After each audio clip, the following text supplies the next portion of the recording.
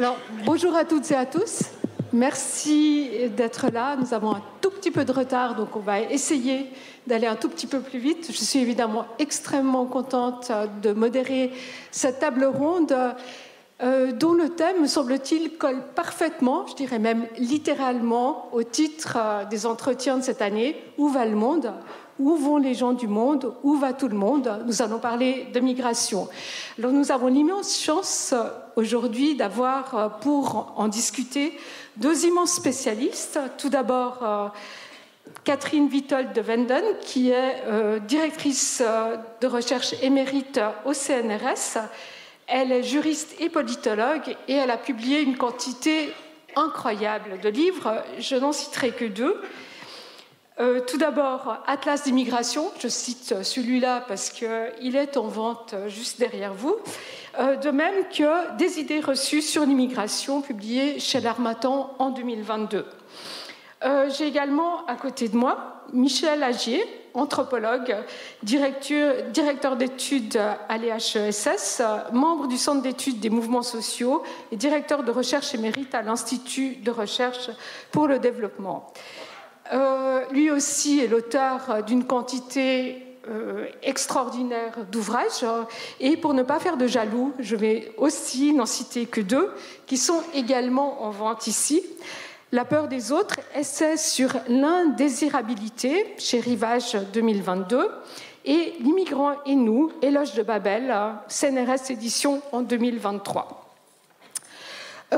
Je ne suis pas du tout surprise qu'il y ait parmi nous un anthropologue. En effet, l'immigration, et si on prend une définition extrêmement vague sur laquelle on pourra éventuellement revenir comme étant des déplacements humains, eh bien, ces migrations sont une constante de l'humanité.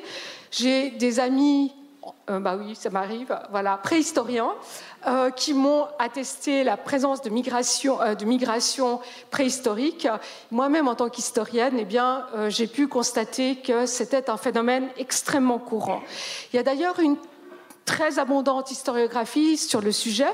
Et dans l'historiographie que je connais le mieux, je dirais qu'il y a deux moments. On peut, pour remonter seulement à 1945, disons globalement de 1945 à 85, il y a surtout une historiographie qui se consacre au problème des migrations et donc qui essaye d'appréhender le phénomène du point de vue du lieu de départ. Et puis, à partir de 85, il y a plutôt une concentration sur l'immigration et là, sans grande surprise, je dirais que les historiens essayent de coller à l'actualité du temps. Et comme toujours, les historiens sont un tout petit peu en retard, savoir que l'immigration devient alors un thème extrêmement porteur de la politique. Et il est vrai qu'on peut constater que c'est un thème extrêmement actuel. Sans être moi-même française, je me suis quand même un tout petit peu intéressée à la question. Et si mes souvenirs sont bons, pas plus tard qu'hier, le président Macron a finalement renoncé à lancer un référendum sur l'immigration. C'est dire à quel point c'est actuel. Ce qu'on va essayer de faire maintenant, sous vos yeux, enfin ce que vous allez essayer de faire, parce que moi je me contenterai d'écouter, eh bien, c'est d'essayer de développer cette question d'immigration en commençant par le passé. En effet, je profite indûment de ma position et de ma qualité d'historienne pour commencer à vous poser une question sur les différences qui peuvent bien exister entre ces migrations qui sont un phénomène sur le long terme et les migrations qu'on constate aujourd'hui. Je ne sais pas, peut-être que Catherine veut commencer ? Oui, ça fonctionne. Merci beaucoup de cette question et de m'avoir conviée à cette table ronde. Alors, ce qui a changé, c'est que les migrations se sont mondialisées. Il y a 50 ans et plus, c'était un phénomène circonscrit aux États-Unis, à l'Europe comme pays d'arrivée. Et les pays de départ étaient souvent des pays assez proches, finalement, des pays d'arrivée. Alors qu'aujourd'hui, on a non seulement un phénomène mondial, il ne faut pas oublier qu'il y a autant de migrants internationaux au sud du monde qu'au nord du monde aujourd'hui, et même si on additionne sur les 287 millions de migrants internationaux, on a à peu près 140 millions qui vont vers le nord, du sud au nord et du nord au nord, et environ le même chiffre, 140 millions qui vont faire le sud, du sud au sud pour l'essentiel, et un petit peu du nord au sud. Donc c'est un phénomène qui est global. La deuxième différence, si on la compare au passé, c'est qu'on a une très grande diversification des profils de migrants. Ce que je disais tout à l'heure en aparté avec notre commentatrice, introductrice de la séance, c'est qu'aujourd'hui on a beaucoup de flux, par exemple en France et en Europe, qui sont des étudiants. La migration étudiante est devenue la première migration en termes de flux en France, devant les réfugiés. Et loin derrière, la migration de travail, la migration de regroupement familial. Ça aussi, c'est un changement colossal, si j'ose dire. Ensuite, les pays de départ traditionnels, si j'ose dire, sont devenus aussi des pays d'accueil, des pays de transit. Si on prend l'exemple des pays du Maghreb, par exemple, les exemples du Mexique, de la Turquie, etc., ce sont des pays qui sont à la fois l'un et l'autre, de façon parfois massive, comme la Turquie. La plus grande diaspora en Europe, ce sont les Turcs, mais aussi, ils ont à peu près le même chiffre, 4 millions de Syriens et Irakiens sur leur territoire. Donc c'est aussi un grand pays d'accueil. C'est vrai aussi pour le Maroc, c'est vrai pour des quantités pour le Mexique, qui est devenu un grand pays d'arrivée pour l'Amérique centrale, alors que c'est le plus grand pays de départ vers les États-Unis. Donc tous ces phénomènes se sont globalisés autour des années 1990, parce que je terminerai là-dessus, la grande nouveauté, si j'ose dire, ça a été l'ouverture des frontières dans toute une série de régions du monde. Tout le bloc de l'Est a commencé à s'ouvrir, on a pu sortir de chez soi. Donc on a une sorte de droit de sortie qui s'est manifesté. On a pu sortir de Chine aussi. Beaucoup de pays du Sud ont commencé à délivrer des passeports sans trop de difficultés, alors que les visas fermaient l'entrée. Donc on est dans un contexte où il est de plus en plus facile d'avoir un passeport et de sortir de chez soi, et de plus en plus difficile d'entrer, et ce qui était l'inverse du 19e siècle, où on sortait très difficilement, mais on entrait souvent plus facilement. Merci beaucoup, Catherine. Est-ce que Michel voulait ajouter quelque chose? Nous avions donc globalisation et diversification. Est-ce qu'il y a d'autres éléments qui vous permettent de faire une distinction entre ce qui se passait, là on parlait du 19e, mais peut-être que jusqu'aux années 1990 et aujourd'hui? Oui, c'est-à-dire vous avez mentionné ce passage de l'émigration à l'immigration. Donc je pense évidemment à un sociologue des années 60-70, Abdelmalek Sayad, qui disait, qui lui travaillait sur les travailleurs algériens émigrés en France. Et donc il disait, n'oubliez pas que l'immigration que vous voyez arriver est aussi une émigration. Les gens ont dû quitter les lieux auxquels ils étaient attachés. Et donc il évoquait une double absence. Ils sont absents du lieu où ils sont partis. Et on a bien vu que pour cette première génération, mais aussi pour les générations suivantes, eh bien le rapport au lieu de départ des parents, comme pour tout le monde, il s'est distendu, il s'est distancié. Aller au bled, comme disent les jeunes les jeunes ou les moins jeunes de la deuxième génération, était beaucoup plus rare, et n'était plus leur lieu anthropologique, comme on dit, le lieu de leur ancrage, qui était le lieu d'arrivée de leurs parents. Donc, d'où la difficulté, d'où l'aberration qu'on entend aujourd'hui de vouloir renvoyer les gens à leur origine, qui serait celle de leurs parents ou de leurs grands-parents ou arrière-grands-parents même, en leur disant votre origine est là-bas, ça n'est pas ici. Donc il y a un conflit de signification dans ce que sont les ancrages et les lieux d'ancrage. Et puis donc Abdelmalek Sayad parlait de ce rapport difficile avec le lieu de départ et difficile avec le lieu d'arrivée, puisque, disait-il, eh bien, l'intégration est difficile, la participation à la vie sociale, à la vie politique est difficile. Ce qu'il ne disait pas, parce qu'il ne pouvait pas le savoir, c'était qu'à cette époque-là, il y avait une véritable immigration qui avait lieu. C'était des gens qui arrivaient quelque part, qui avaient un emploi, qui avaient des papiers, dans leur grande majorité, et qui étaient intégrés, on le sait bien, dans les syndicats, dans les usines, etc., etc. Le changement depuis les années 90, et moi je dirais que depuis, Catherine pourra mieux l'expliquer que moi, mais je pense que depuis l'Europe de Schengen, c'est qu'on a une nouvelle une nouvelle notion qui est arrivée et qui est devenue un petit peu l'épouvantail général, c'est la notion de migrant. Finalement, on n'est plus émigré ou immigré, on est migrant. Et qu'est-ce que ça veut dire si on prend le terme, et je vais juste simplement lancer cette idée-là, et puis après on continuera, mais si on prend le terme, c'est un gérontif du verbe migrer, être en train de migrer. Donc ça veut dire que les gens qu'on désigne comme migrants, on s'est mis à utiliser cette notion-là précisément parce que les gens ne sont pas arrivés quelque part. Ils n'arrivent pas quelque part. Donc ils ont passé une frontière, mais ils sont bloqués à l'autre frontière. Et moi, j'en ai vu sur mes terrains entre le Libéria et la Guinée, par exemple.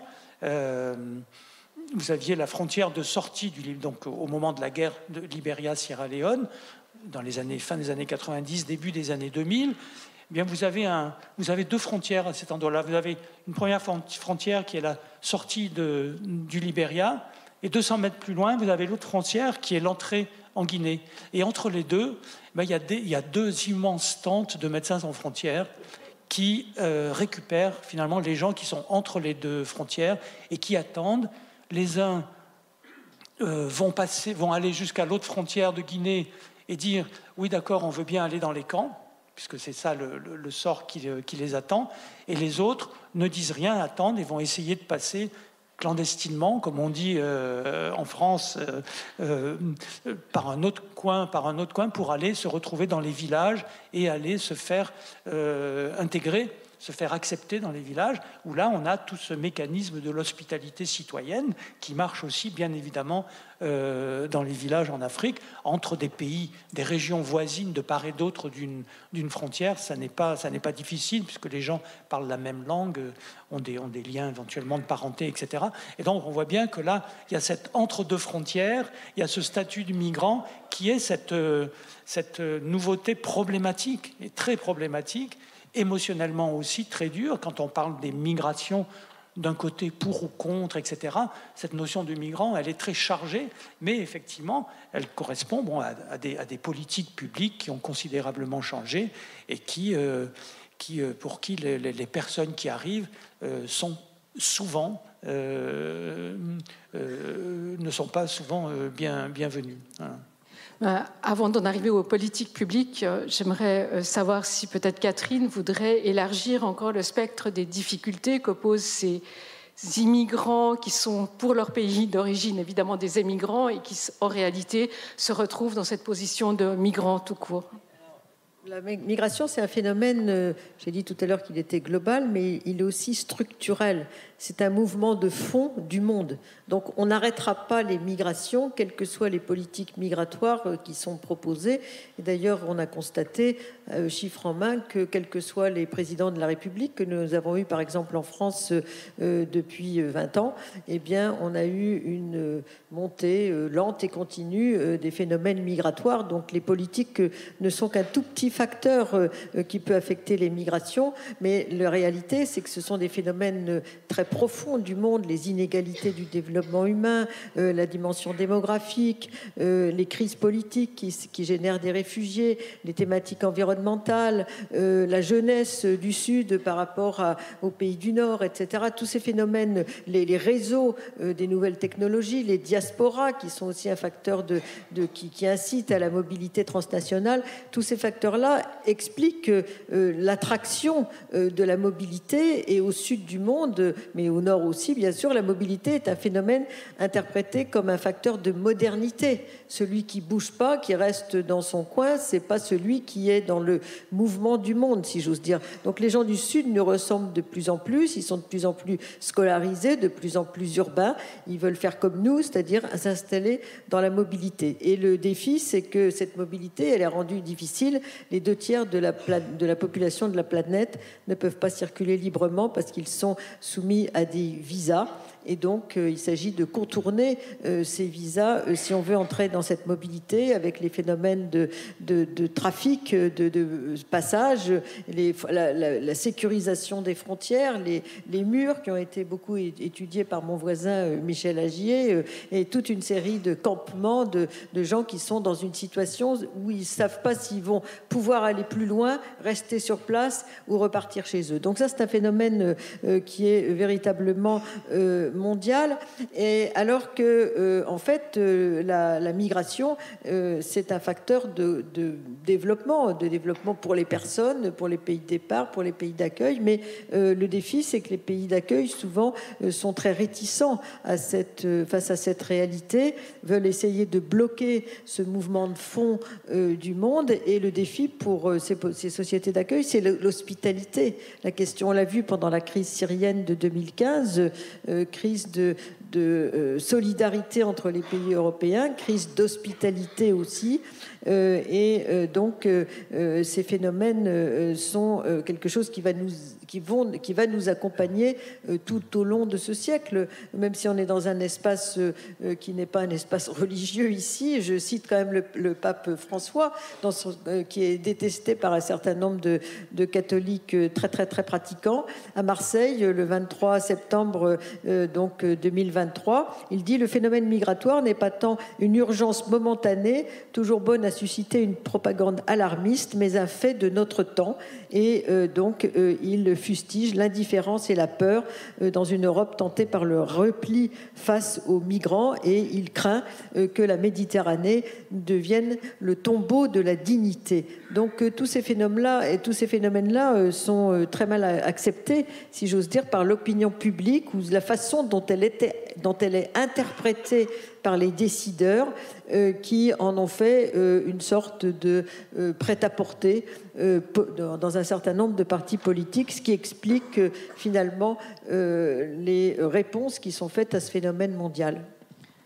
Merci beaucoup. Là, donc on voit quand même que le statut de migrant, se déploie dans une tension entre émigration et immigration, avec une espèce de blocage au milieu, et que l'accueil se fait dans une autre tension qui est celle tout d'abord de la mobilité, de la modernité, du fait que vous avez dit que ça ne s'arrêtera pas là, parce que ce sont les forces vives en réalité des pays d'où part cette émigration, et que ça va être stoppé ou ça va être arrêté par des craintes des pays d'accueil.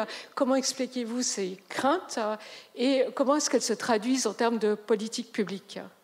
Est-ce que Michel...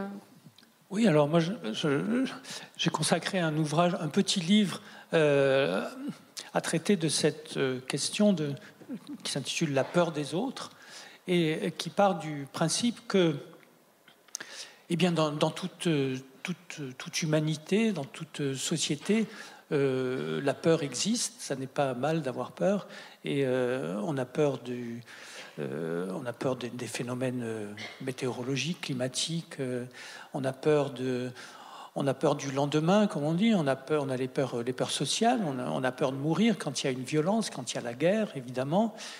Donc toutes ces peurs-là sont tout à fait humaines, normales, et il n'y a rien de plus bête que de dire même pas peur.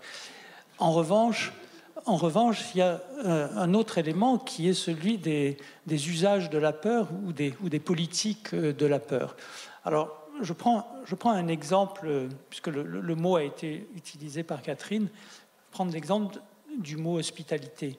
J'ai mené des enquêtes dans plusieurs terrains, plusieurs pays en Afrique, mais en particulier dans le monde Haoussa, qui est une population de gens commerçants, migrants. Parfois on dit que c'est une diaspora qui circule entre le Nigeria, le Niger, le Burkina, le Bénin, le Togo, le Ghana, et qui a tout un langage et une culture de l'hospitalité.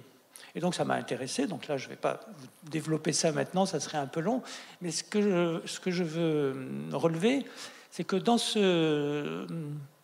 cette culture de l'hospitalité, ce sont les gens de statut le plus élevé qui sont les accueillants. Et d'une certaine façon, même, ce sont eux qui ont l'autorité sur les regroupements. Les Haoussa sont organisés dans toute la région en quartiers, les quartiers d'étrangers. J'ai travaillé à Lomé, la capitale du Togo, sur le quartier des étrangers, ça s'appelle.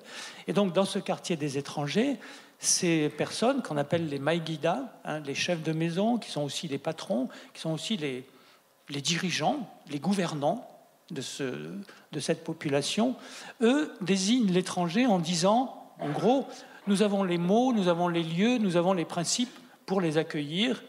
Et donc, des gens arrivent, il y a une pièce, il y a un mot, Zumunchi, qui veut dire, qu'on traduit plus ou moins par hospitalité, mais c'est un peu plus compliqué que ça, mais il y a du temps qu'on peut leur consacrer, il y a une place pour l'étranger dans cette structure sociale.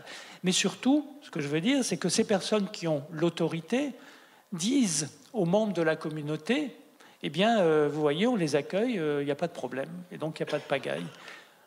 Si je nous resitue dans notre communauté, nous sommes dans un autre monde, on va dire, en tout cas pour cette question-là, et nous sommes rattachés à une communauté nationale, les autorités de cette communauté nationale, ceux qui nous gouvernent, nous disent « Attention, il y a des étrangers qui sont dangereux.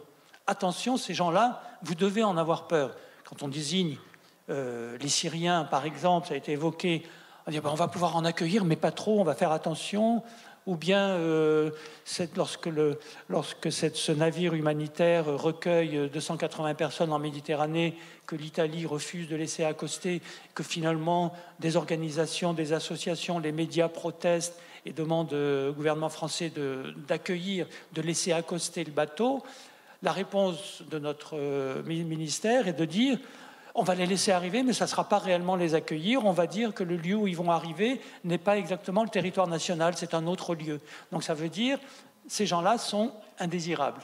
Et donc si on le dit à ce moment-là, si ceux qui nous gouvernent nous disent « Voyez, là, il y a des gens dangereux, ils sont indésirables », eh bien, évidemment, c'est eux qui ont la responsabilité de nous faire peur. Et c'est ça, comme autant la peur elle-même, c'est normal, c'est humain, autant les politiques de la peur, il faut apprendre à les détecter dans ceux qui ont la responsabilité politique. Merci beaucoup, Catherine. Est-ce que vous pourriez nous en dire plus sur ces politiques de la peur et aussi peut-être donner vos réflexions sur cette différence de traitement entre les populations qui viennent d'être décrites et l'attitude générale qu'on a, je dirais de manière assez globale en Occident. Alors, ces politiques de la peur, elles sont anciennes en réalité. J'ai fait un livre qui est d'un autre genre, parce qu'il est centré sur la France, qui s'appelle « Figure de l'autre », qui est sorti au CNRS Éditions en 2022, où je montre que la plupart des regards qui sont portés sur les étrangers, des perceptions, ont des thématiques qui n'ont quasiment pas bougé depuis 150 ans.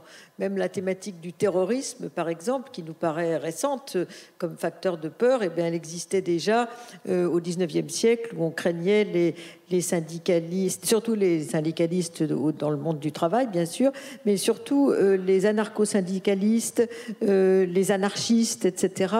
Il y avait eu quelques meurtres, effectivement, qui avaient été commis par quelques-uns d'entre eux à l'égard de personnes de l'État.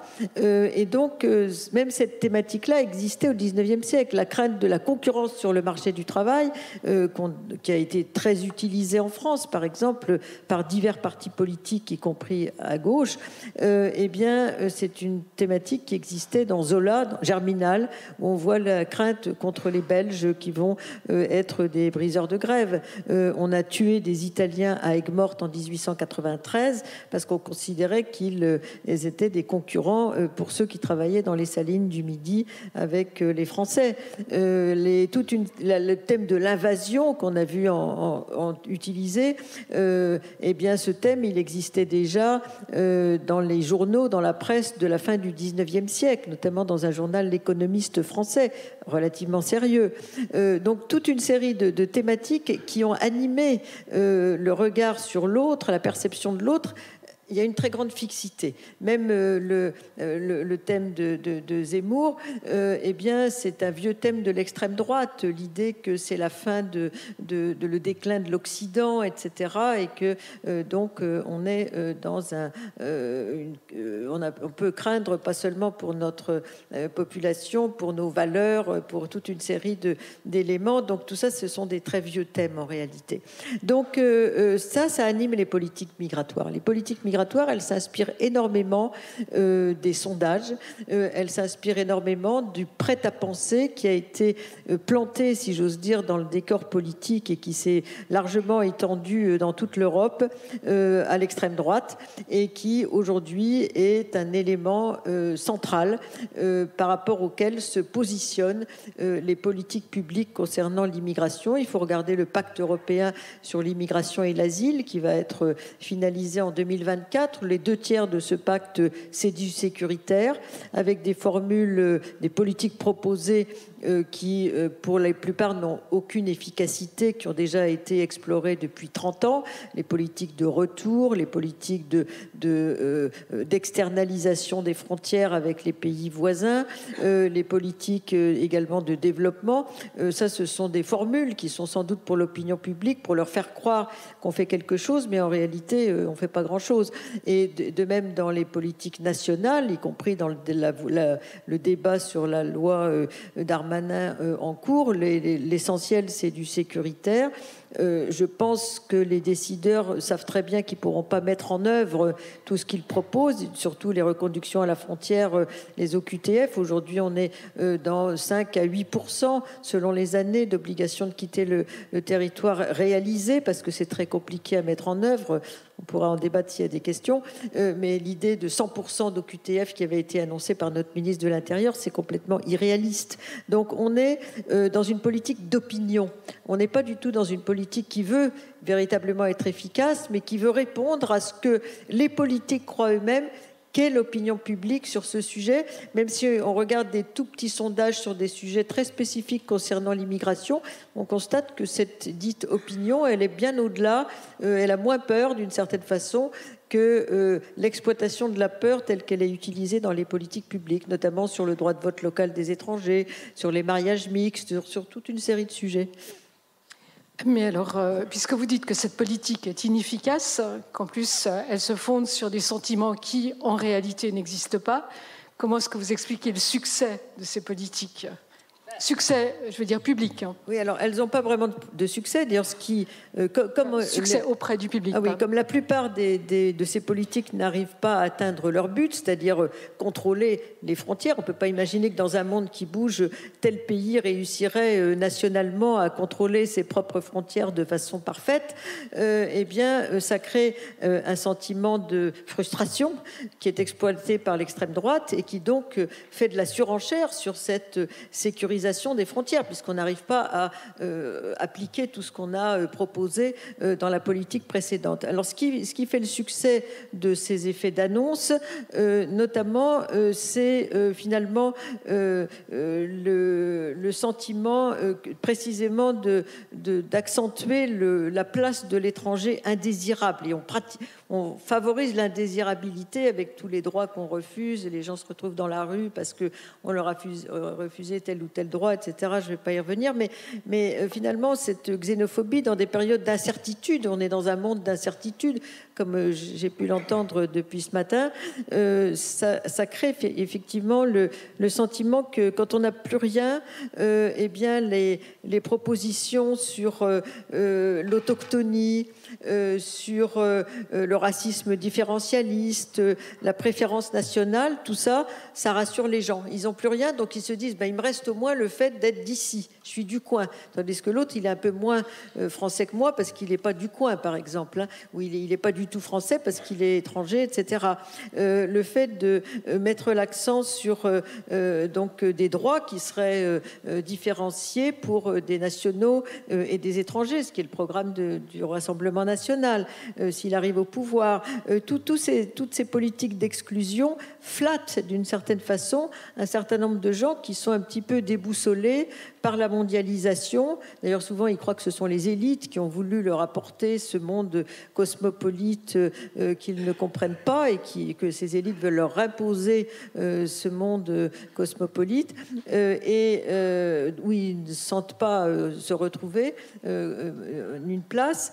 Et dans ce phénomène, donc, dans la mesure où ça flatte un certain nombre de gens qui ont peur, eh bien, ça explique le succès de ces effets d'annonce, si j'ose dire, de ces politiques restrictives, punitives même, qui sont proposées sur l'immigration. Michel? Je voudrais juste rajouter 2 choses à ça.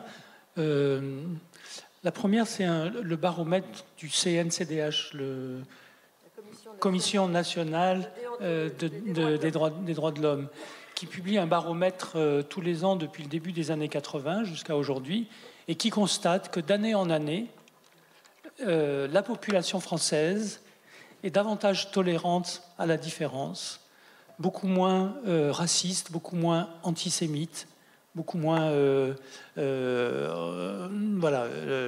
hostile à la migration, aux migrants, à telle ou telle personne des migrants. Ce que je veux dire par là, c'est que on a un déphasage de plus en plus important entre la réalité de la réalité, si on peut dire, de la vie sociale, et on le voit bien, Catherine vient de l'évoquer, mais les communautés familiales se transforment. Qui n'a pas dans sa famille quelqu'un qui vient d'Afrique centrale, du Maghreb, mais aussi du Proche-Orient, des États-Unis, d'Australie, etc., comme neveu, nièce, belle-sœur, beau-frère, etc. Les familles se transforment, la culture française se transforme, le monde des arts se transforme. Et ça, c'est une dynamique qui existe au cœur de la société, dans le fonctionnement ordinaire, normal, quotidien de la société, y compris dans sa partie artistique, intellectuelle, etc. Et puis, d'autre part, un monde politique, et c'est un petit peu ce que reflétait la table de nos collègues juste maintenant, Pascal Perrineau et Joël Zask, c'est-à-dire que le monde politique est de plus en plus éloigné de la réalité de la société. Et effectivement, pour alimenter des électorats, pour alimenter des votes, etc., on va désigner comme bouc émissaire tel étranger qui va faire peur, et donc tel politique sera mieux à même de le mettre dehors, etc., etc., alors qu'en fait, bien souvent, ça ne correspond pas à la réalité de ce qui est vécu. On sait très bien que les votes pour l'extrême droite, par exemple, ne correspondent pas au lieu où il y a le plus d'immigrés établis dans ces régions-là. Donc il y a ce déphasage, et pour moi, ce déphasage, il pose beaucoup plus le problème de la vie politique, de la réalité de la vie politique, de l'appropriation par les citoyens de la représentation politique et des choix politiques, plutôt que d'un problème qui serait représenté par l'extrême droite, parce qu'elle dirait des choses que les autres ne disent pas et qui seraient la vérité de la société. Merci. Il y a quand même un exemple récent où le déphasage était peut-être un peu moins grand. C'est le cas des Ukrainiens. Est-ce que je pourrais vous entendre chacun sur cette... On a eu 2 poids 2 mesures, si j'ose dire, puisque des pays européens qui avaient été extrêmement fermés à l'accueil des Syriens, des réfugiés en 2015, se sont trouvés être les pays qui ont le plus accueilli les Ukrainiens. Tout d'abord la Pologne qui avait très très peu d'accueil des Ukrainiens. On l'avait même, disons, affiché comme un pays particulièrement peu solidaire dans la politique qui était proposée par Bruxelles de nombre de quotas d'accueil, alors que l'Allemagne avait accueilli 1 million de Syriens et que la France en a accueilli seulement 35 000. Elle a respecté juste les quotas de Bruxelles, c'est très peu. Mais ces pays, comme la Pologne et la Hongrie, avaient dit nous, on accueillera 0 réfugiés. On applique, mais on donne aucune réponse positive à la demande d'asile de ces gens qui viennent de Syrie, d'Irak, d'Afghanistan, etc. Et là, ils ont accueilli beaucoup parce que c'était leurs voisins, même leurs cousins pour les Polonais, parce qu'il ne faut pas oublier que dans la translation de l'Est vers l'Ouest de la Pologne, après la Deuxième Guerre mondiale, eh bien, ce qui était une partie de la Pologne d'hier est devenu l'Ukraine d'aujourd'hui. Donc la Pologne a accueilli plus de 4 millions d'Ukrainiens sur son territoire. Là, c'était devenu possible. Et puis aussi la Hongrie, parce que la Hongrie avait été austro-hongroise, et il y avait une partie de cette région qui maintenant est l'Ukraine qui a été austro-hongroise. Donc il y avait des phénomènes historiques qui sont ressortis de cette manière. Et d'autre part, les Ukrainiens, c'est des Blancs, ce sont des chrétiens, et ça a joué aussi dans l'accueil. Et à Bruxelles, on a réitérer, si j'ose dire, une vieille directive de 2001 qui avait été pensée pour les Kosovars mais jamais appliquée, qu'on a pratiquée pour à l'usage des Ukrainiens, la protection temporaire, donc, qui donne tout de suite accès à tous les droits, pas seulement à circuler légalement sur le territoire, mais également le droit au travail, le droit à un logement, ce qui était impossible en termes de logement. On pensait que c'était des HLM non occupés ont été rouverts. On a proposé des formations professionnelles, on a aidé à l'insertion professionnelle des personnes, des cours de langue, la scolarisation pour les enfants, etc. Des quantités de politiques dont on rêvait, si on se disait que fait-on pour les migrants, eh bien là, sont devenues possibles, orchestrées à plusieurs niveaux, Bruxelles, l'échelon national et l'échelon local, y compris avec un accueil citoyen de la part de la population, comme l'avait fait l'Allemagne avec les Syriens en 2015 sur notre territoire français. Donc on a eu vraiment, alors que les autres, qui sont déjà arrivés depuis bien avant les Ukrainiens, ils attendent encore leur titre de séjour, l'accès au travail qui est systématiquement refusé dans les préfectures, etc. Donc c'est vraiment deux politiques qui ont été appliquées avec une certaine classification ethnique, si j'ose dire, dans la politique publique qui a été appliquée. On peut se demander aussi si les anciens réflexes anti-soviétiques n'ont pas joué, mais je vais poser la question à Michel. Non, il me semble que l'exemple de l'Ukraine venu après l'exemple de la crise de l'accueil des années 2010, et en particulier de 2015, a été très, très riche d'enseignements. Je ne vais pas redire ce que vient de décrire Catherine. Moi, il me semble que cette sélectivité des gens qui sont à la porte de nos frontières renforce, mais encore plus en évidence, la question de l'indésirabilité, c'est-à-dire qui sont les indésirables. Eh bien, on l'a vu par exemple aussi très précisément aux frontières elles-mêmes à la sortie de l'Ukraine, c'est-à-dire que des gens pouvaient être africains ou maghrébins ou orientaux et voulaient sortir de l'Ukraine, et eux, on leur disait « Non, vous n'êtes pas ukrainien, vous ne sortirez pas, on ne vous prend pas en charge ». Et donc là, qu'est-ce que ça veut dire ? Ça veut dire qu'on a toujours du mal à prononcer certains mots, mais je crois que derrière cette indésirabilité, il y a un substrat, une infrapensée, comme je l'appelle, raciste, qui nous est hérité en Europe depuis le temps des empires, depuis le temps des colonies, et qui considère que les populations qui viennent du Sud et qui sont précisément, justement, en général, celles qui sont les anciennes colonies ou les anciens empires, ne sont pas égaux en humanité avec les Blancs européens. Donc ça nous oblige à revenir peut-être au fondement du racisme, au milieu du XIXe siècle, à la sortie de l'esclavage, lorsque l'Europe, qui dominait toute l'économie mondiale, a inventé la race blanche supérieure à toutes les autres pour pouvoir continuer à dominer économiquement et politiquement lorsqu'on est passé de l'économie de l'esclavage à l'économie coloniale. Et donc, la colonisation, la gestion, l'administration des colonies a été une mise en œuvre incroyable du racisme appliqué aux sujets, aux indigènes, etc., etc. Et donc, en très large part, aujourd'hui, qu'est-ce qui pose problème dans ces migrations qui sont pourtant, comme le dit Catherine, mais comme le disent énormément d'historiens, de chercheurs, etc. C'est un phénomène naturel de la mondialisation, c'est un phénomène qui va s'augmenter parce que le monde est en réalité toujours plus ouvert, etc. Quel est le nœud à résoudre ? C'est le nœud de la relation raciale, c'est le nœud du racisme, du substrat racisme, dont on hérite et dont il faut savoir qu'on en a hérité pour pouvoir s'en défaire. Ça me permet de rebondir sur ma dernière question, à laquelle il est impossible de donner une réponse, bien entendu, mais puisqu'il s'agit de savoir où va le monde, comment voyez-vous l'avenir pour cette question ? Les migrations vont continuer à croître, pas de façon, ce ne sera pas bien sûr l'invasion dont certains parlent, mais ça va continuer de façon lente et continue, parce que les facteurs structurels qui sont à la base de ces migrations internationales sont toujours là. Je les ai cités tout à l'heure. Je mets l'accent sur des phénomènes importants qui sont notamment les déplacés environnementaux, par exemple. On ne sait pas très bien combien il y en a parce que la plupart sont des migrations internes. Ce sont les plus pauvres du monde.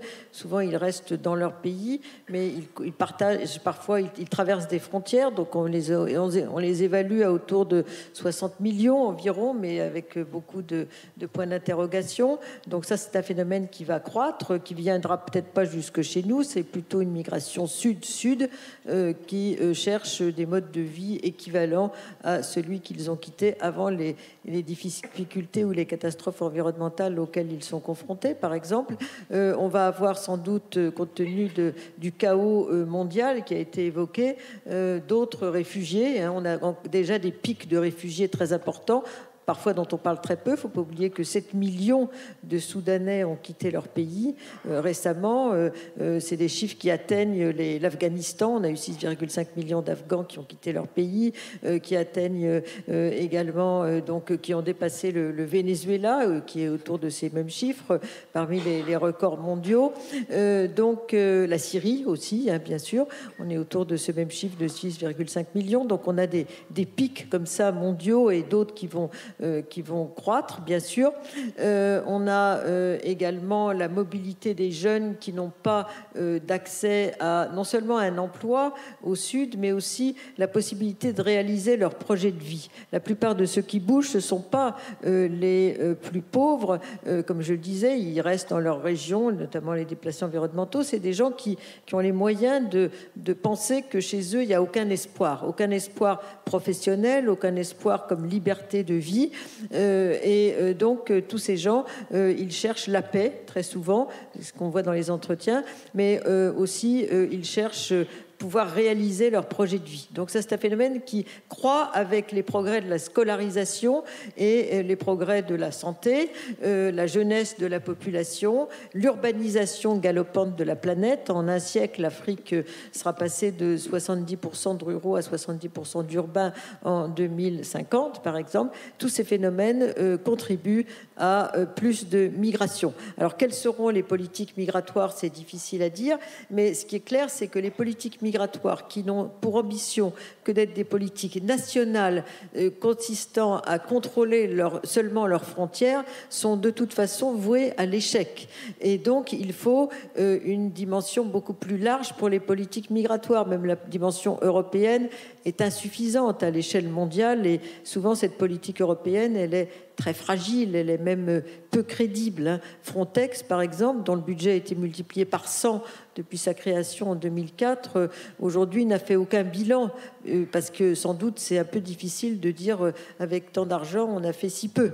Donc la seule voie, c'est ce qui a été dressé par le pacte de Marrakech de 2018, une approche multilatérale et qui inclut pas seulement les pays du Nord et les pays du Sud, mais aussi beaucoup d'autres acteurs qui peuvent contribuer à décider ce qu'on pourrait appeler une bonne politique, faire de la mobilité un bien public mondial, parce qu'il y a beaucoup de gâchis humains avec les morts aux frontières, avec la façon dont on traite les gens, et donc essayer que ce soit un bien qui profite aux pays de départ, aux pays d'accueil, aux migrants eux-mêmes, avec des décisions rationnelles en la matière. Le pacte de Marrakech de 2018 s'est essayé avec d'un côté un pacte concernant les migrations, avec 25 mesures proposées, c'est pas un traité, c'est juste un objectif, et 5 mesures pour les réfugiés à l'échelle des Nations Unies. L'Assemblée donc des Nations Unies s'occupe du pacte migrant et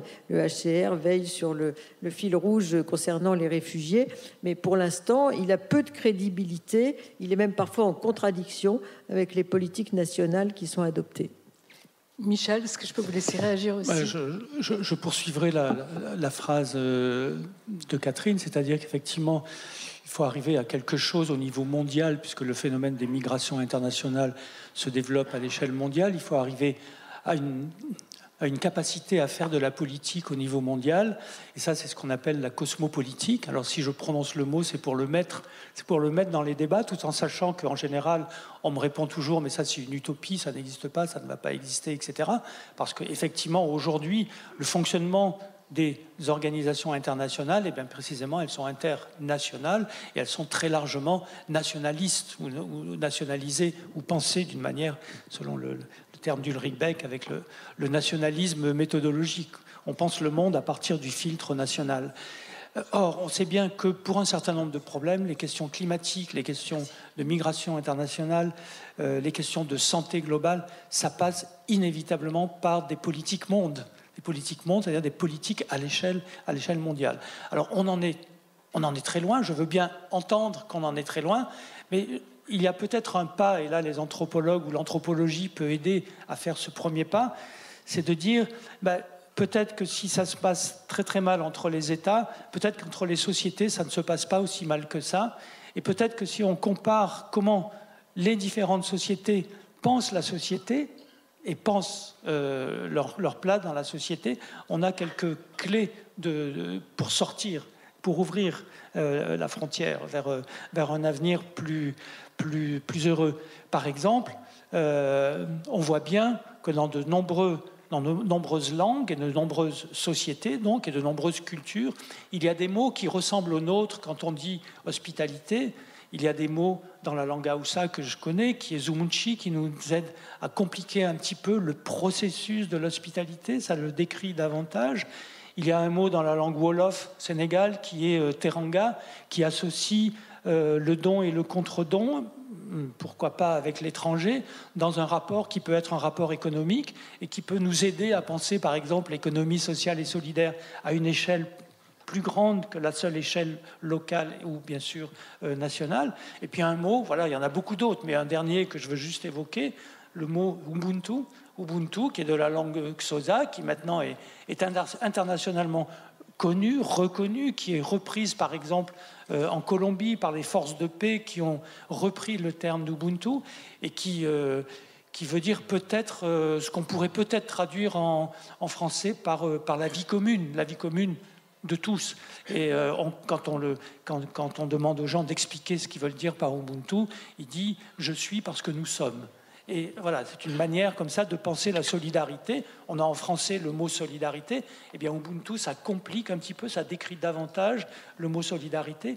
Et je pense que peut-être que malgré les difficultés internationales dont nous faisons tous les jours encore l'épreuve là dans nos actualités successives, eh bien, peut-être que derrière ça, il y a la réalité des sociétés qui ont les mots, les pratiques, les habitudes qui peuvent recréer de la relation. Et c'est cette relation qui pourra, à un moment donné, nous faire penser, ou faire penser à nos enfants ou à nos petits-enfants, que oui, c'est possible d'avoir, à l'échelle mondiale, une cosmopolitique.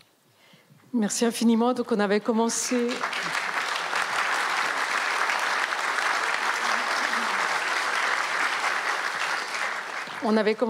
J'avais commencé en évoquant le titre donc, de cette session des entretiens d'Auxerre, Voit le monde, et on finit ce panel aussi en parlant du monde, puisque vous l'avez dit tous les deux, il s'agit d'un phénomène mondial qu'on va résoudre, si c'est possible, au niveau mondial. Merci infiniment, et il y aura quelques minutes pour des questions.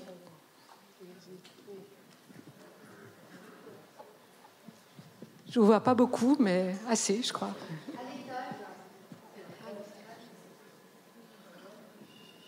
Je peux vous poser la question, est-ce que les organismes tels que l'OFPRA et le SNDA vont avoir des consignes strictes par rapport à l'étude des demandes d'asile? Ça pourrait être l'objet d'une journée entière de réflexion. En principe, l'OFPRA et la Commission nationale du droit d'asile examinent la conformité du profil du demandeur d'asile à l'interprétation que l'on peut faire en France de la Convention de Genève sur l'asile de 1951. Alors, pour la petite histoire, je rappelle que cette convention, qui est l'héritière de d'autres statuts antérieurs, notamment le passeport Nansen de 1922, avait surtout été fait moins pour mesurer, disons, la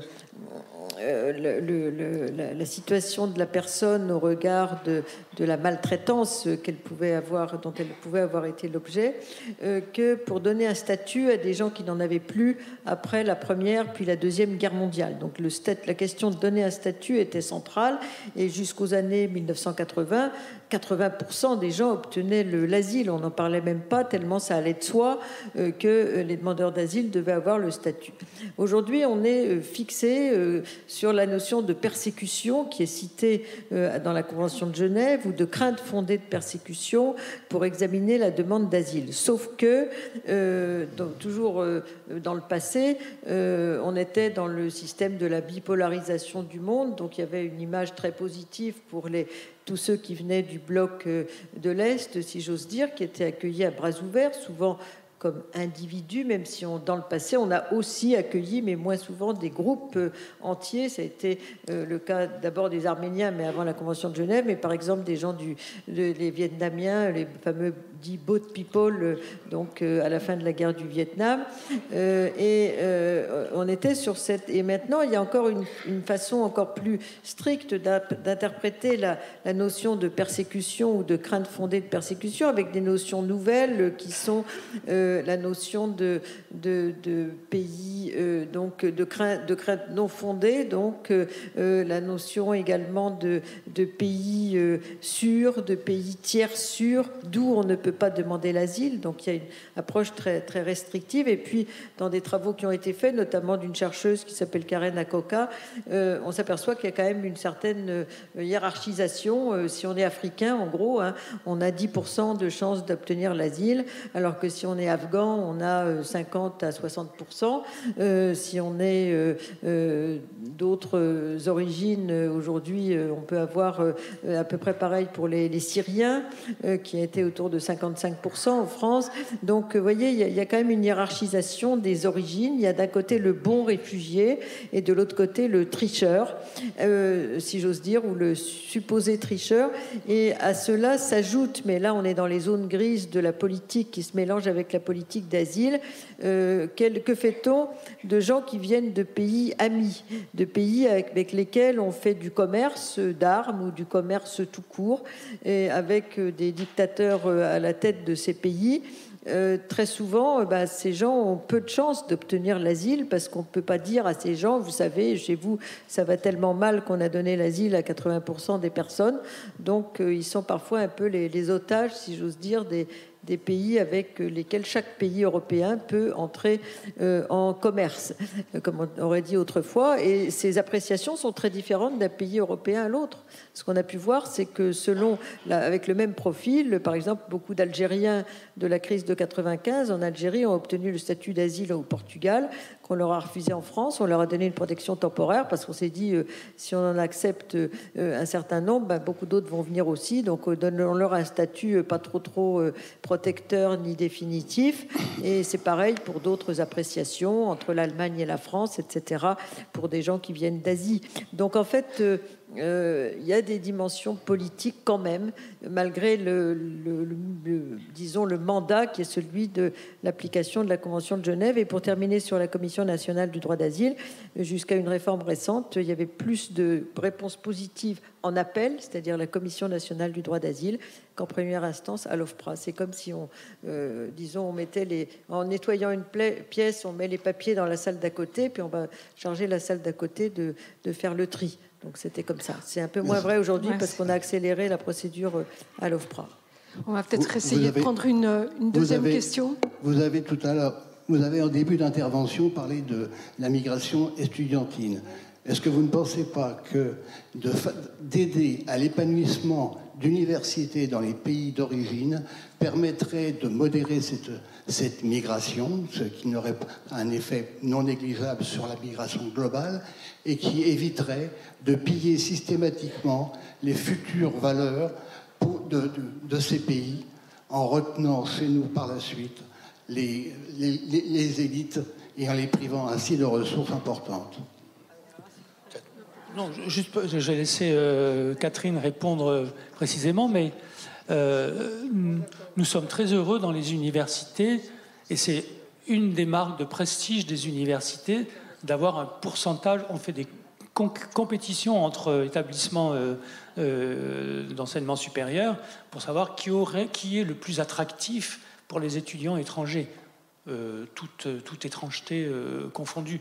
Et donc, bien évidemment, les migrations étudiantes, c'est un plus aussi du point de vue du rayonnement des valeurs et du savoir que nous produisons, parce que nous le partageons, et j'ajouterai parce que nous nous nourrissons aussi d'une cosmopolitique des savoirs, si je peux faire ce résumé, c'est-à-dire que nous bénéficions aussi de ce que les étudiants nous apportent depuis leur propre expérience et leur propre pays.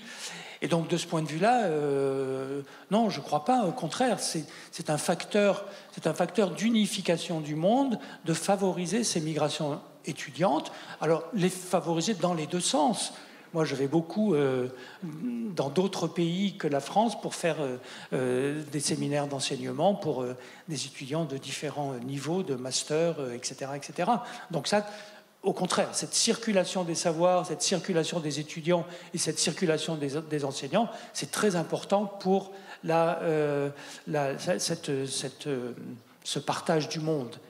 Par ailleurs, vous abordez un autre problème qui est terrible, qui est très très juste et qui est terrible, qui est le fait que, à la demande, lorsque nous en avons besoin, nous accaparons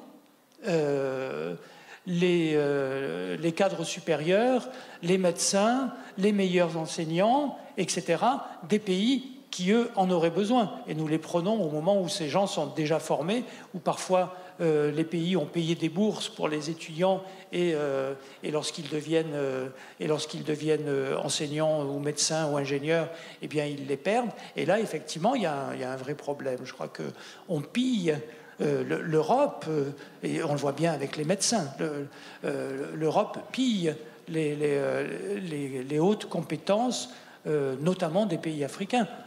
Pour prendre au Sénégal, par exemple, vous avez des médecins chirurgiens sénégalais qui sont énormément courtisés par la France et qui donc font des séjours courts de 3-4 jours en France et reviennent après à Dakar parce qu'ils ne veulent pas perdre leur travail principal.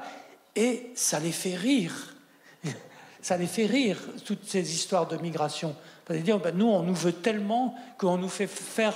On nous paye le voyage et on nous fait faire des migrations de 3-4 jours pour nous avoir absolument. Et donc, voilà, l'inégalité, là, c'est encore du deux poids, deux mesures, si vous voulez, à propos de la migration, dont la caricature est un petit peu cette notion de migration choisie, voilà, qui a prévalu à un moment donné. J'ajouterais très rapidement qu'il y a beaucoup de pays, comme notamment les pays du Maghreb et tout particulièrement le Maroc, qui préparent sciemment des étudiants pour l'exportation, si j'ose dire, avec des classes prépa très pertinentes et très performantes, comme Polytechnique, HEC, etc. Et donc, ils savent très bien que ces jeunes vont partir, en France notamment, mais en même temps, c'est des gens qui vont envoyer de l'argent dans leur pays. Ils ont toute une politique de diaspora, d'élite, si j'ose dire. La Turquie fait la même chose, qui sont des conseillers, qui sont des facteurs d'influence, de rayonnement aussi du Maroc ou de la Turquie, puisque c'est les deux plus grosses diasporas en Europe. Donc, c'est une sorte de diplomatie des migrations qui s'exerce avec des facilitations pour leurs investissements, etc., etc. Et c'est tout à fait fait tout à fait sciemment, de façon publique et sans avoir véritablement le sentiment que ce soit un exode des cerveaux, puisqu'ils savent que finalement c'est aussi un phénomène d'échange, de va-et-vient qui va se pratiquer. Et puis à l'échelle mondiale, il peut y avoir de l'exode des cerveaux qui pillent les pays de départ, mais ça dépend beaucoup de la taille. Par exemple, les Indiens, il y a 37 millions d'Indiens à l'étranger, beaucoup sont des gens assez diplômés, mais à la taille du pays, c'est très très peu, hein. Donc en fait, il ne faut pas comparer à un minuscule pays d'Afrique comme le Malawi, où il y en a beaucoup, paraît-il, qui sont médecins à l'étranger, et puis l'Inde, où il y a énormément de possibilités de très diplômés sur place, mais aussi à l'étranger. Donc ça dépend beaucoup des contextes aussi. Et puis les gens ont le droit aussi de vouloir partir. Pourquoi est-ce qu'on ne demande pas à un Allemand de contribuer au développement de son pays s'il est parti à l'étranger, et qu'on demande à un Africain qui peut fuir un pays en guerre et complètement corrompu, de contribuer à son pays, donc à l'économie de son pays. Donc ça, c'est aussi un problème d'inégalité, si j'ose dire. Ça dépend de la relation que chacun a avec son pays de départ. Merci infiniment, merci à vous toutes et tous. Je crois que c'était extrêmement riche et que, évidemment, il s'agit d'une pratique qui date de la nuit des temps et qui s'étend sur l'ensemble du globe. On pourrait en parler encore énormément. Donc là, simplement pendant la pause, je pense que ce sera déjà une bonne chose. Merci beaucoup.